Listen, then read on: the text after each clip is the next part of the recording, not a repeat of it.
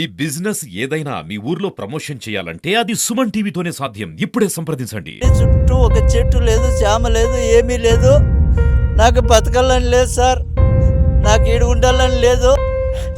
ఎవరైనా దయచేసి నన్ను గడ్డకైన వాళ్ళ కావడం లేదు. ఎండకి సుస్థి అయిపోతుంది, ఇక్కడ పట్టించుకునే వాళ్ళు లేరు. ఇప్పుడు ఆయన వచ్చి 3 రోజులు అవుతుంది సార్. కనీసం నువ్వు తిన్నావా సచ్చినావా అని ఫోన్ కూడా చేయడం లేదు. నా పరిస్థితి ఇట్లుండాది.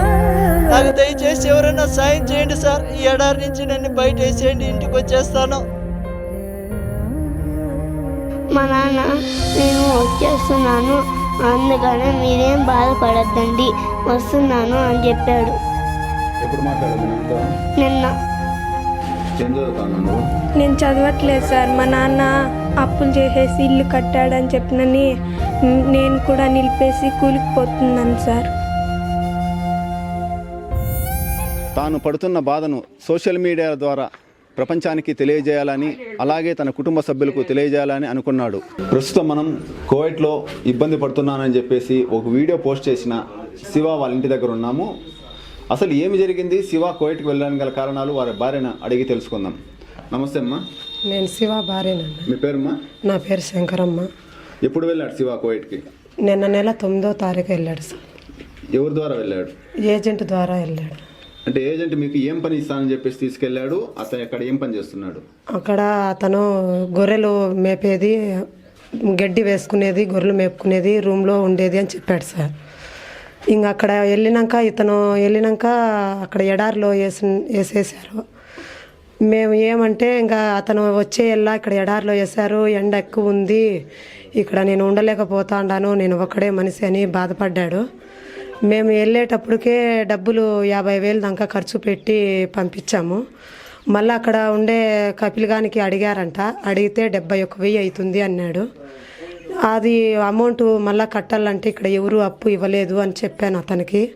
చెప్తే ఎక్కడన్నా కానీ ఎవరినన్నా అడుగు చెయ్యి నని ఇది పెట్టాడు. అడుగుతాను నని నెల రోజుల వరకు అయ్యింది. ఇలాగా బాధపడి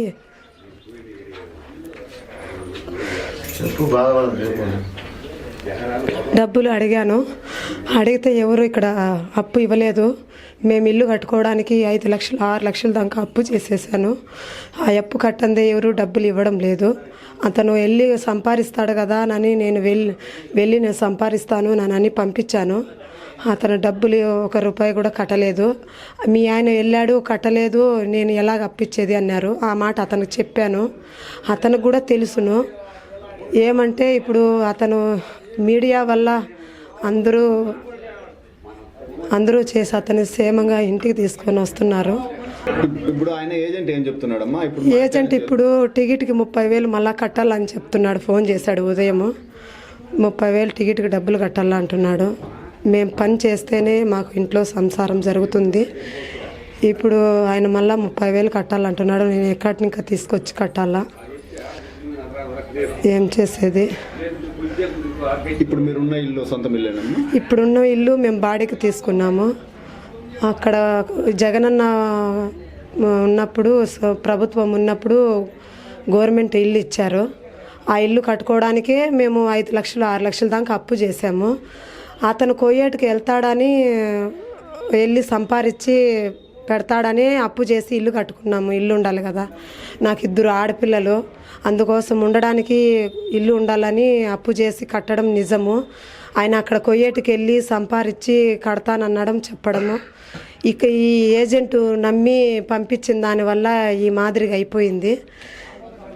మీ భర్త ఉన్నారు కదా, అక్కడి నుంచి కోవిడ్ నుంచి ఫోన్ చేసి నేను చాలా ఇబ్బందులు పడుతూ ఉన్నాను, నన్ను ఇండియాకి తీసుకురండి అని చెప్తున్నారు. చెప్పాడు, నాతో కూడా చెప్పాడు. నేను ఇలాగ అప్పు ఉంది కదండి, ఇక్కడ ఎవరు నాకు అప్పు ఇచ్చేటోళ్ళు లేరు, అది నీకు కూడా తెలుసు కదా అని చెప్పాను. మా వాళ్ళని అందరినీ అడిగాను. వాళ్ళ కొద్దిగా పరిస్థితి కూడా చాలా కష్టము. వాళ్ళు బయటకు వెళ్ళి కష్టపడితేనే వాళ్ళకు అవుతుంది. ఒకటే పారి 1,00,000 రూపాయలు ఖర్చు అవుతుంది అని ఏజెంట్ చెప్పాడు.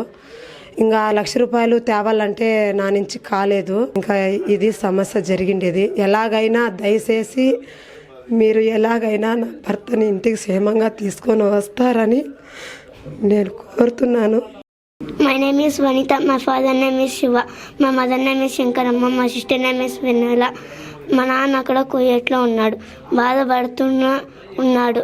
మా నాన్న వచ్చేయాలని అందరూ కోరుతా అంటే మా నాన్న వచ్చేయాలంటున్నాము అని మా నాన్నకి మా అమ్మ ఎక్కడ అడిగినా కూడా ఇవ్వట్లేదు.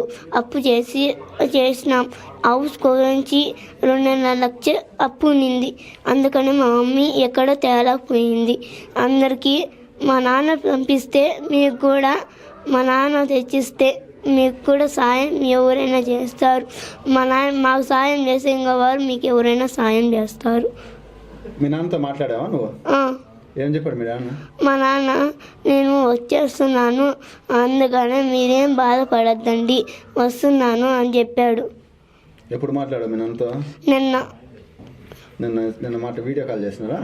లేదు, మామూలు కాలే. వీడియో కాల్ చేస్తా ఉంటాడా మీ నాన్న? ఇప్పుడు మీ నాన్నతో ఏం మాట్లాడతావు? నాన్న నువ్వు బాగున్నావా అని మాట్లాడతా. సరే అమ్మా ఉంటాను, నాకు బాబా వస్తున్నాడు అరుస్తాడు వచ్చిన తర్వాత అని అన్నాడు. ఏం పేరు మన పేరు? వెన్నెలా సార్. ఏం చదువుతాను నువ్వు? నేను చదవట్లేదు సార్. మా నాన్న అప్పులు చేసేసి ఇల్లు కట్టాడని చెప్పినని నేను కూడా నిలిపేసి కూలికి పోతున్నాను సార్. ఎంతవరకు చదివినావు? నేనైతే 5 వరకు చదువుకున్నాను సార్. ఇప్పుడైతే చదవడం లేదు సార్. చదువుకోవాలని తెలుసు కదమ్మా, పనికి పోకూడదని తెలుసు కదా. మా నాన్న అక్కడ ఒక ఎడారిలో వేసేసారు సార్. మా నాన్నని ఒక ఇది నీటి పట్న ఉంటాడు అని చెప్పినని ఏజెంట్ చెప్పింటే మా నాన్న ఇట్లా ఎడారిలో వేసేసినారు సార్. నేను కూడా హెల్ప్ చేద్దామని చెప్పినని మా నాన్నకి వెళ్ళాను సార్. అందుకోసమే సార్ మా నాన్నకు కూడా ఎవరైనా హెల్ప్ చేస్తారని ప్రభుత్వాన్ని కోరుతున్నాను సార్. నేను మీ నాన్న ఎప్పుడు ఫోన్ చేశాడమ్మా మీకు? మాకు నిన్న ఫోన్ చేశాడు సార్. ఏం చెప్పాడు? ఏమమ్మా బాగుండారా, తిన్నారా అని చెప్పిన నా బాధ ఇట్లుండదమ్మా, ఎడారిలో వేసేసారు, డిగ్రీలు ఎండ చాలా ఎక్కువగా ఉంది, నేను ఉండలేకపోతున్నానమ్మా, నన్ను కూడా పిలుచుకునేయండి అమ్మా అంటే డబ్బులు లేవు నాన్న మా దగ్గర, పోవడానికే 1 లక్ష రూపాయలు అయింది, రావడానికి 1 లక్ష రూపాయలు అవుతున్నది, అప్పులన్నీ చేసుకునేసినాము మేము అని చెప్పినని అంటే నేను ఉండలేనమ్మా, ఇంక 2 రోజులు పోతే చనిపోతాను అని చెప్పినని అన్నాడు సార్ మా నాన్న. చెప్పాం సార్, అయినా కూడా మా నాన్న నేను ఉండలేనమ్మా అని చెప్పినని ఏడ్చాడు సార్. మేము కూడా ఏడ్చాం సార్. అందుకోసం ప్రభుత్వాన్ని మా నాయనని తొందరగా మా ఇండియాకి పంపించేయమని నేను కోరుతున్నాను సార్. ఆల్రెడీ మీ నాన్నగారి వీడియో మంత్రి లోకేష్ గారు చూశారు, ఆయన తీసుకొస్తామని హామీ ఇచ్చారు. కాబట్టి మీరు ధైర్యంగా ఉండగలిగితే మా చేతన ఆయన సహాయం చేయగలుగుతామని చెప్పి ప్రభుత్వం కూడా చేస్తా ఉంది. ఆల్రెడీ మీ సర్పంచ్ గారు అందరూ వచ్చేసి మీకు ఏదో సాయం చేస్తాము, ఆయన పిలుచుకొస్తాము, మా పంచాయతీలో ఏదో చేస్తాము అని చెప్తున్నారు. మేము కూడా హెల్ప్ చేద్దాం అనుకున్నాం సార్, కానీ ఎవ్వరు ఇక్కడ డబ్బులు ఇచ్చేవాళ్ళు లేరు సార్. ఇల్లు కోసం మేమంతా అప్పు చేసాం సార్. అందుకోసమే మా నాన్నని కువైట్కి పంపించాం సార్. అక్కడ ఎడారి ఉంటుందని మాకు తెలియదు సార్. అక్కడికి వెళ్ళిన తర్వాత తెలిసింది సార్. మీ నాన్న వచ్చినప్పుడు మళ్ళీ చదువుకుంటావమ్మా? చదువుకుంటా సార్.